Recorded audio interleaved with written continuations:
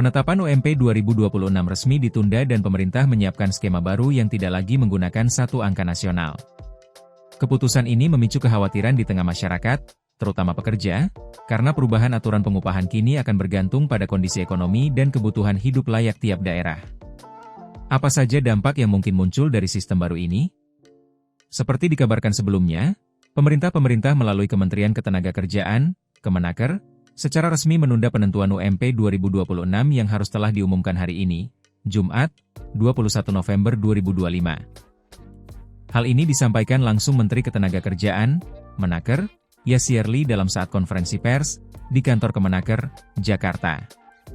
Ya, batalnya pengumuman angka baru dalam perincian gaji para pekerja di Indonesia tersebut, diketahui berdasar pada beberapa hal yang telah didalami.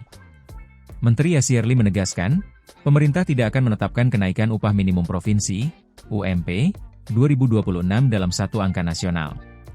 Alasan utama yang paling mendasar dari batalnya proses pengupahan gaya lama yang telah digunakan beberapa tahun lalu, nyatanya berdasar pada pertimbangan kebutuhan hidup layak, KHL, yang semakin menonjol dari berbagai daerah.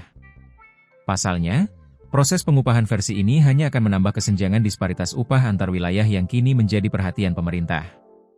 Jika mengambil contoh di tahun 2025, pengupahan selalu mendasar pada satu angka yang akan digunakan di seluruh daerah. Sedangkan tidak semua daerah akan sama pertumbuhan ekonominya, yang akan berakibatkan terjadinya kesenjangan atau disparitas terkait dengan upah minimum lintas kota, kabupaten dan lintas provinsi, dan masing-masing daerah memiliki pertumbuhan ekonomi yang beragam.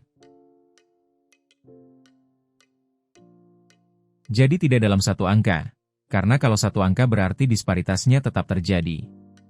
Jadi kita sadar ada provinsi, kota, kabupaten yang memang pertumbuhan ekonominya tidak tinggi.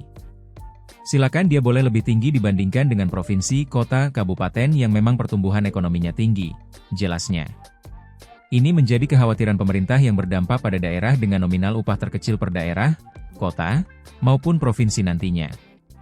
Untuk itu, pihaknya akan mengusung konsep baru yang nanti dituangkan dalam peraturan pemerintah, PP, bukan lagi peraturan Menteri Ketenagakerjaan, Permenaker, seperti tahun lalu. Dengan bentuk PP yang baru ini, maka penetapan UMP tidak lagi terikat dengan PP 36/2021, yang mana ada tenggat penetapan kenaikan UMP di tanggal 21 November. Selain itu, Yasirli juga menjelaskan mulai Senin hingga Rabu pekan depan, Kemenaker akan menggelar sarasehan dengan para kepala dinas tenaga kerja seluruh Indonesia untuk mematangkan konsep rentang kenaikan, range, yang akan menjadi acuan daerah. Selain itu, skema ini diharapkan dapat mengurangi gap antar daerah, dan tetap berpegang pada amanat MK untuk menjamin kesejahteraan pekerja. Menurut Yasirli, skema pengupahan nanti akan berbentuk angka kisaran yang ditetapkan berbeda setiap provinsi.